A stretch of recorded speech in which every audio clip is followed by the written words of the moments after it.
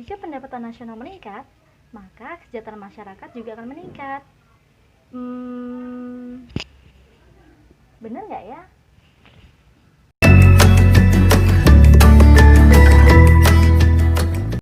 Hai, saya Sinta Dia Fitri.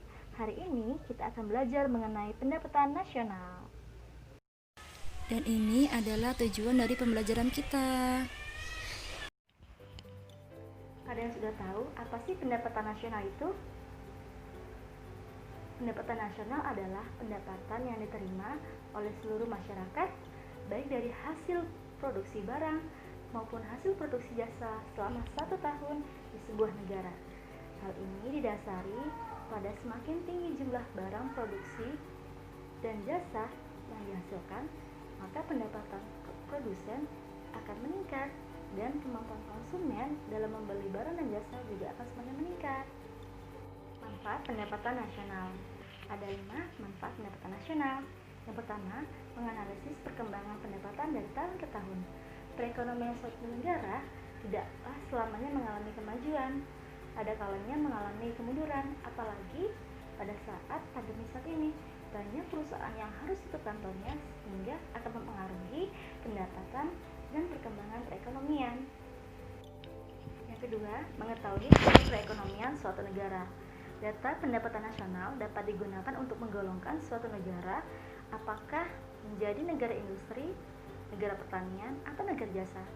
Sebagai contoh, berdasarkan perhitungan pendapatan nasional, ternyata Indonesia termasuk negara pertanian loh, atau negara agraris.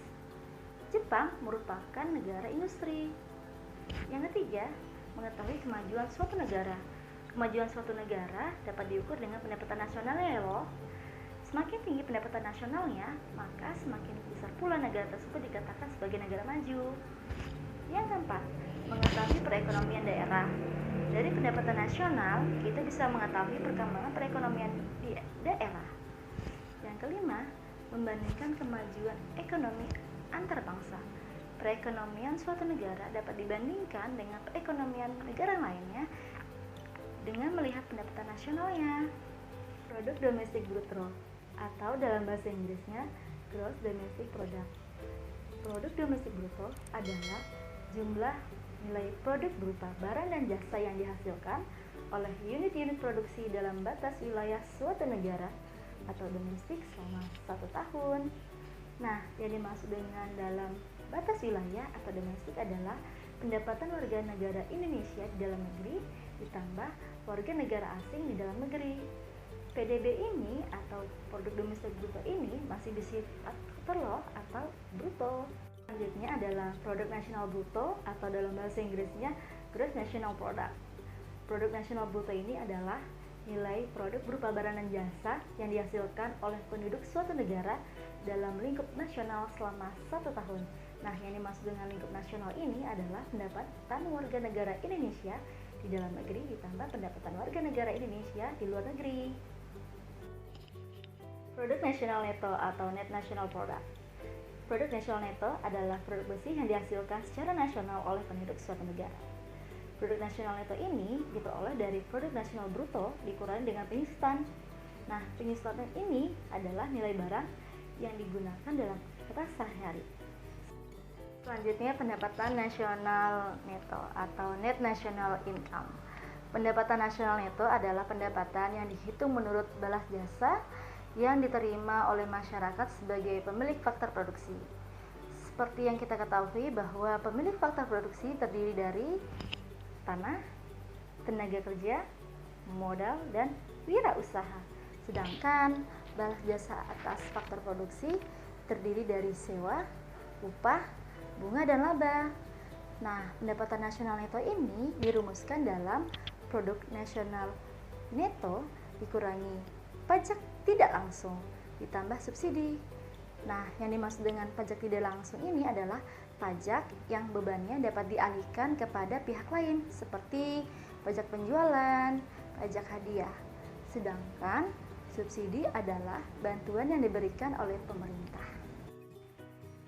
Selanjutnya, pendapatan perseorangan atau personal income. Pendapatan perseorangan ini adalah jumlah seluruh penerimaan yang benar-benar sampai di tangan masyarakat. Pendapatan perseorangan ini dirumuskan dalam pajak nasional neto ditambah transfer payment dikurangi laba ditahan ditambah iuran asuransi ditambah iuran jam sostek ditambah pajak perseroan. Nah, yang dimaksud dengan transfer payment ini adalah pengeluaran pemerintah yang bukan merupakan pengeluaran terhadap pembayaran barang atau jasa pada tahun ini, melainkan diambil dari sebagian pendapatan. Laba ditahan atau keuntungan yang tidak dibagi.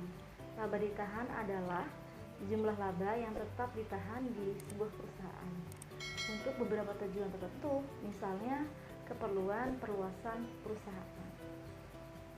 Iuran asuransi. Nah, yang dimaksud dengan iuran asuransi adalah iuran yang dibayarkan setiap bulannya, tujuannya untuk mendapatkan penggantian atas risiko kerugian, kerusakan, atau kehilangan yang terjadi akibat peristiwa yang tidak terduga. Iuran jam sostek atau iuran jaminan sosial tenaga kerja. Iuran ini dibayarkan tujuannya untuk mengalihkan pertanggungan risiko karyawan kepada pihak ketiga sehingga perusahaan tidak dibebangi oleh ketidakpastian. Yang terakhir adalah pajak perseroan atau perusahaan. Pajak perseroan adalah pajak yang dibayarkan setiap bulannya oleh badan usaha kepada pemerintah. Pendapatan disposable atau disposable income. Pendapatan disposable adalah pendapatan yang siap untuk dimanfaatkan untuk membeli barang dan jasa. Nah, sisanya bisa digunakan untuk tabungan atau investasi. Pendapatan disposable ini dirumuskan dalam pendapatan perseorangan dikurangi pajak langsung. Pajak langsung adalah pajak yang bebannya tidak dapat dialihkan kepada pihak lain. Artinya, harus langsung ditanggung oleh wajib pajak. Contohnya, pajak penghasilan atau PPh. Untuk mendapatkan GDP, maka kita harus mencari dulu pendapatan WNI di dalam negeri ditambah pendapatan WNA di dalam negeri. Untuk mencari GNP, kita harus tahu dulu pendapatan WNI di dalam negeri ditambah pendapatan WNI di luar negeri. Untuk mendapatkan NNP, kita harus tahu dulu GNP dikurangi penyumbang. Untuk mengetahui hasil NNI, kita harus tahu dulu NNP dikurangi pajak langsung ditambah subsidi. Nah, untuk mencari PI, kita harus mencari dulu NNI ditambah transfer payment dikurangi laba ditahan, dikurangi pajak perseroan, dikurangi iuran jam sostek, dikurangi iuran asuransi. Untuk mengetahui DI, disposable income, kita harus tahu dulu mendapatkan perseorangan atau personal income dikurangi pajak langsung.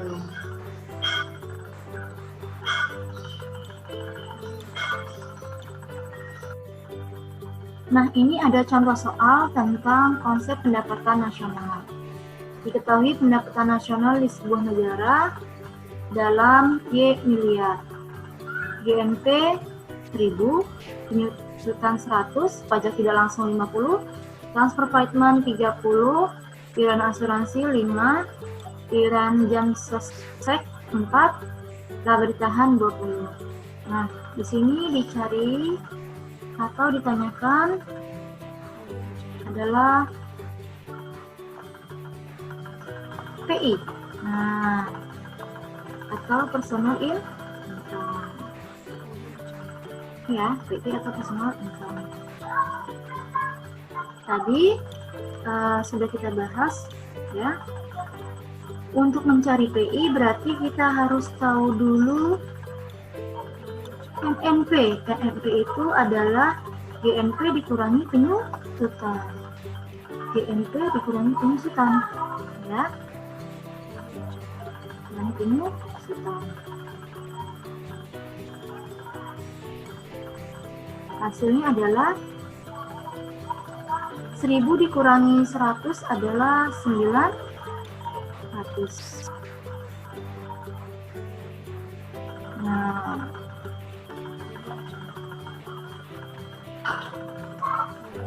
Setelah ketemu NNP, ini adalah NNP ya. NNP. Kita mau mencari NNI. Nah, cara untuk mencari NNI adalah NNP dikurangi pajak tidak langsung. Nah, dikurangi 50. Nah, karena subsidi tidak ada di soal, jadi tidak usah kita hitung ya. Langsung saja dapat hasilnya adalah 850. Nah, ini adalah NNI.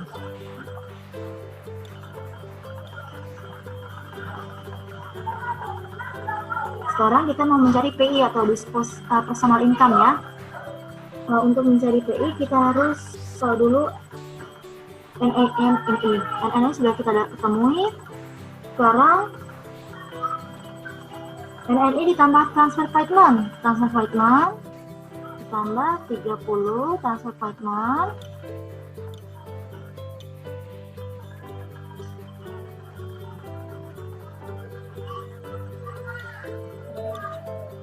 Ini adalah 880. Nah, ada iuran asuransi, jaminan sosial, dan laba ditahan. Ini kita jumlah dulu ya. Kita jumlah dulu, hasilnya adalah 29. Nah, 880 dikurangi 29. 1,5 maka dapat diketahui bahwa personal income sebuah negara Y adalah 851. Udah ya adik-adik ya.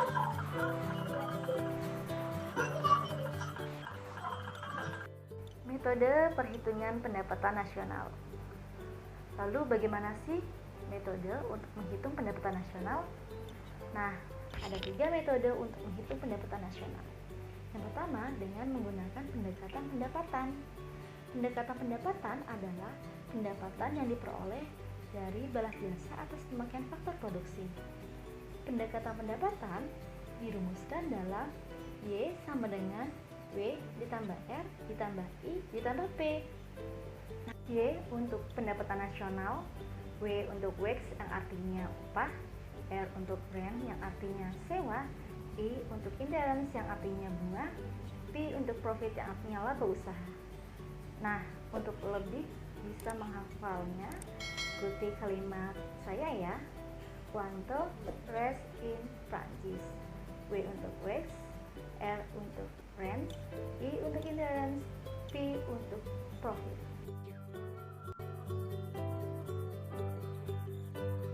Metode yang kedua adalah pendekatan produksi. Ada yang tahu nggak sih pendekatan produksi itu apa? Ya, pendekatan produksi adalah pendekatan yang diperoleh dengan cara menjumlahkan nilai tambah seluruh barang dan jasa yang dihasilkan oleh berbagai sektor dalam perekonomian. Nilai tambah itu sendiri adalah nilai output dikurangi dengan nilai input. Untuk lebih memahaminya, kita perhatikan tabel berikut ini. Nah, ini adalah hasil produksi seorang pengusaha pakaian. Langkah pertama yang dilakukan oleh pengusaha pakaian adalah dengan membeli kapas dari petani.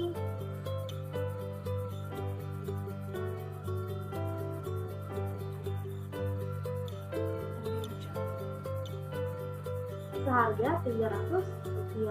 Kemudian, pengusaha tersebut akan mengolah kapas tersebut menjadi benang.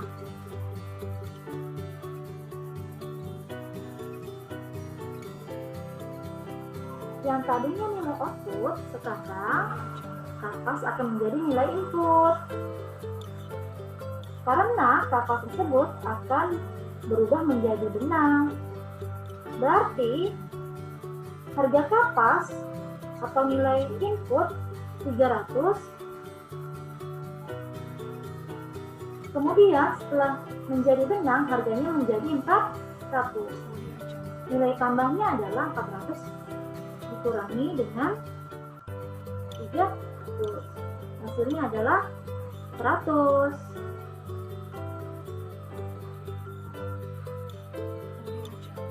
Kemudian setelah menjadi benang, para pengusaha akan menjual benang tersebut kepada pabrik tekstil untuk dikelola menjadi kain.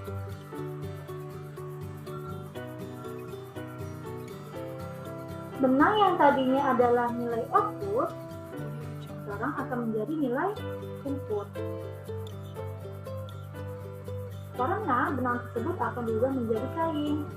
Harga benang yang tadinya 400 setelah diubah menjadi kain harganya menjadi 600. Berarti nilai tambahnya adalah 600 dikurangi 400. Hasilnya adalah 2.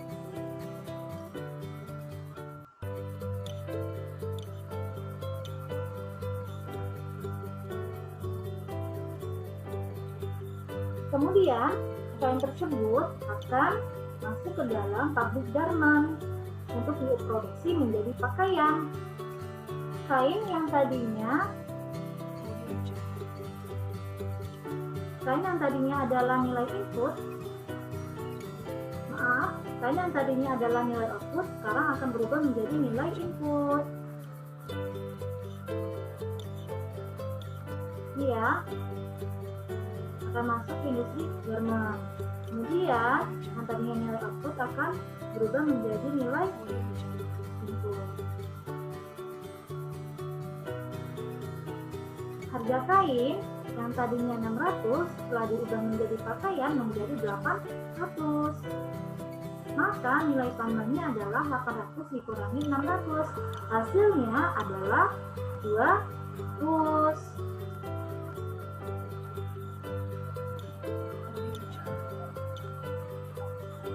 Setelah menjadi pakaian jadi, kemudian pakaian tersebut akan dijual oleh pedagang di pasar. Pakaian yang tadinya menjadi nilai output sekarang berubah menjadi nilai input.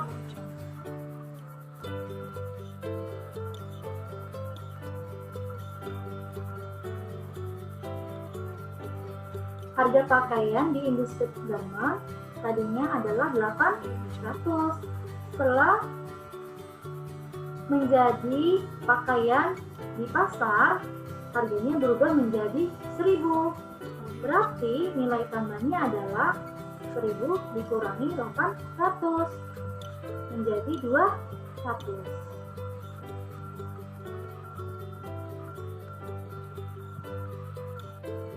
Nah, semua nilai tambah ini dari kertas, benang, tekstil, garment sampai ke pedagang itu dijumlah. Hasilnya adalah 1000. Ya, nah, hasilnya 1000. Nah, 1000 ini adalah pendapatan nasional dengan metode pendekatan produksi. Mudah kan untuk memahaminya?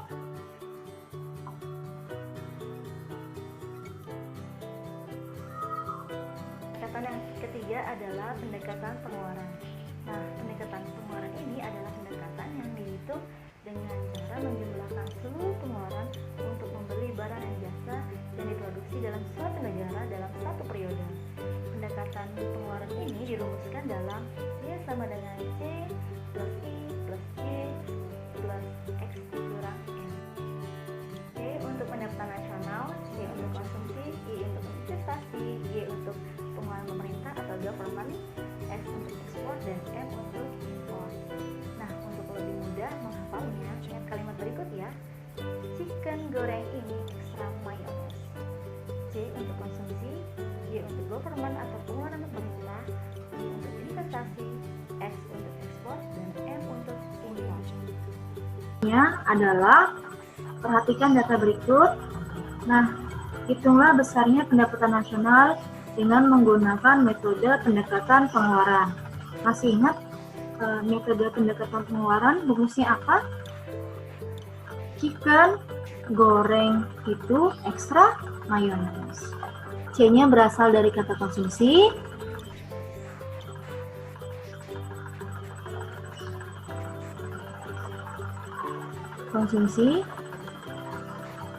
G-nya berasal dari pengeluaran pemerintah atau Gapama. P-nya berasal dari kata investasi. Kemudian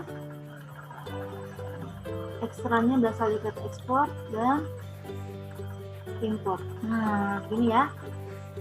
Cireng goreng itu ekstra mayones. Itu rumusnya ya.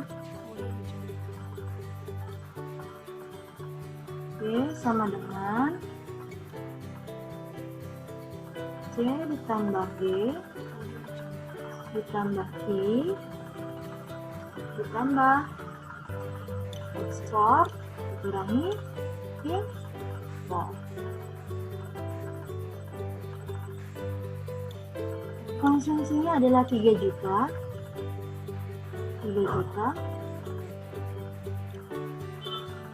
ditambah pengeluaran pemerintah 2.750.000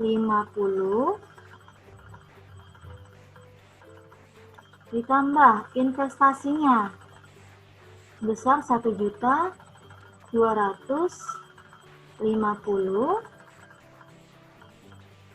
ditambah ekspor dikurangi impor 1.500.000 dikurangi dengan 500, hasilnya adalah 1 juta. Nah, hasilnya berapa, Nak? Adalah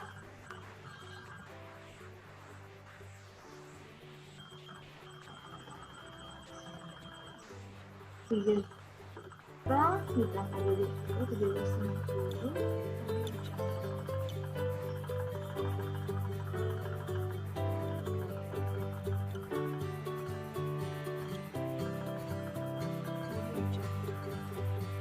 Hasilnya adalah 8 juta.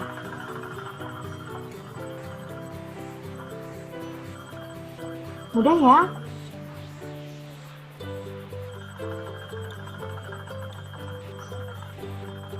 Pendapatan per kapita. Pendapatan per kapita adalah pendapatan rata-rata penduduk yang diperoleh suatu negara pada periode tertentu. Nah, pendapatan per kapita ini sering digunakan sebagai indikator pembangunan. Pendapatan per kapita secara internasional menjadi tolak ukur kesejahteraan suatu negara, tetapi tidak menggambarkan kondisi yang sebenarnya. Nah, pendapatan per kapita ini dirumuskan dalam pendapatan nasional dibagi jumlah penduduk. Contoh soal tabel pendapatan nasional dan jumlah penduduk dari 5 negara. Ada Arabasta, Konoha, Gondor, Moria, dan Zatlan. Berdasarkan tabel, urutkan pendapatan per kapita dari yang tertinggi hingga yang terendah.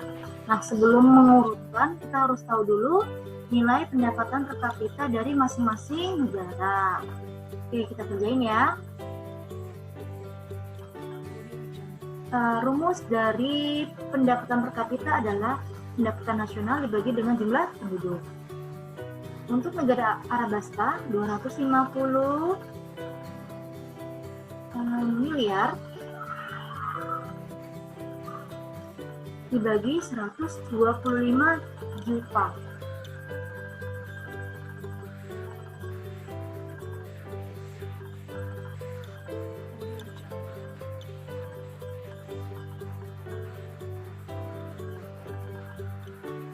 Hasilnya adalah 2.000.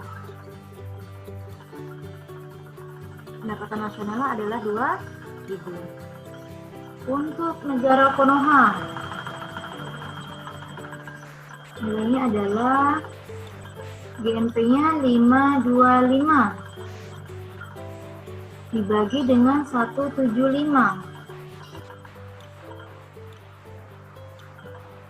Hasilnya adalah 3.000.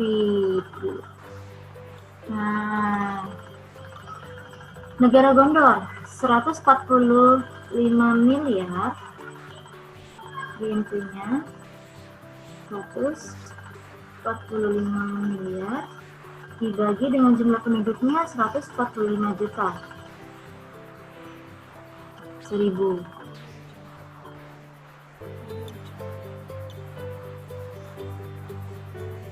Negara Moria 640 miliar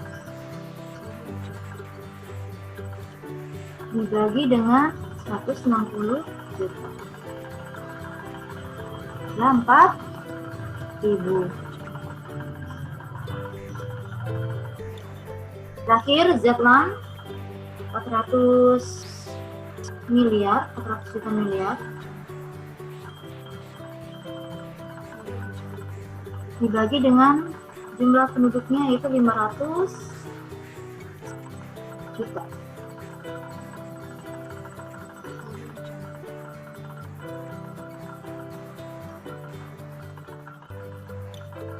Itu 800. Nah, soal urutan dari pendapatan per kapita yang tertinggi hingga pendapatan per kapita yang terrendah. Yang tertinggi ada negara Moria, ya. Yang satu.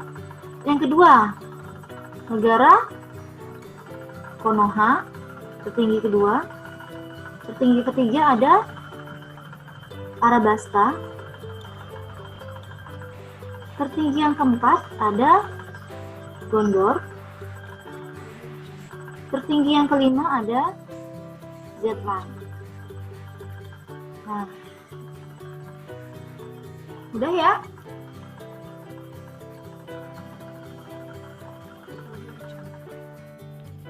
Kegunaan pendapatan per kapita. Ada 4 kegunaan pendapatan per kapita. Yang pertama, untuk melihat perbandingan kesejahteraan masyarakat suatu negara dari tahun ke tahun. Nah, kesejahteraan suatu negara tidaklah sama dari tahun ke tahun, apalagi pada saat pandemi saat ini. Banyak masyarakat yang mengalami penurunan kesejahteraan karena mereka tidak mendapatkan pendapatan. Yang kedua, perbandingan kesejahteraan suatu negara dengan negara lain. Dengan pendapatan per kapita, kita bisa melihat kondisi kesejahteraan suatu negara. Yang ketiga adalah perbandingan tingkat standar hidup suatu negara dengan negara lain. Dengan pendapatan per kapita, kita bisa melihat perbandingan standar hidup suatu negara. Nah, kemudian yang keempat adalah sebagai data untuk mengambil kebijakan ekonomi. Data dalam pendapatan per kapita dimanfaatkan oleh pemerintah untuk menentukan pengambilan kebijakan. Nah, kalau tadi pendapatan per kapita tidak bisa menggambarkan kemakmuran yang sebenarnya, nah, distribusi pendapatan nasional adalah ukuran yang bisa digunakan untuk mengetahui kemakmuran suatu negara yang sesungguhnya. Sumbu horizontal adalah jumlah penduduk, sumbu vertikal adalah pendapatan masyarakat, sedangkan garis diagonal di tengah adalah garis kemerataan sempurna. Pada gambar A dapat disimpulkan bahwa distribusi pendapatan merata karena koefisien Gini mendekati angka 0 atau mendekati garis diagonal di tengah dan daerah yang di akhir semakin kecil. Sedangkan pada gambar B dapat disimpulkan bahwa distribusi pendapatan tidak merata karena nilai koefisien mendekati angka 1 atau menjauhi dari garis diagonal di tengah dan daerah yang di akhir semakin besar. Perhatikan tabel berikut ini. Jika nilai koefisien di bawah 0,4, maka ketimpangan distribusi pendapatan rendah. Berarti distribusi pendapatan masyarakat juga rendah. Artinya, jarak pendapatan antara orang kaya dengan orang miskin tidaklah terlalu jauh. Jika koefisien Gini antara 0,4 sampai 0,5, berarti ketimpangan sedang, yang artinya jarak pendapatan antara orang kaya dengan orang miskin adalah seimbang. Sedangkan jika koefisien Gini lebih dari 0,5, berarti ketimpangan pendapatan sangatlah tinggi. Berarti distribusi pendapatan masyarakat juga tinggi. Artinya jarak antara pendapatan orang kaya dengan pendapatan orang miskin sangatlah jauh. Nah, itu dia penjelasan mengenai pendapatan nasional. Jika ada yang ditanyakan, silahkan tulis di kolom komentar di bawah ini. Jika kamu suka, jangan lupa like ya. Nah, jangan lupa subscribe agar kamu tidak ketinggalan video dari aku. Sampai jumpa. Bye.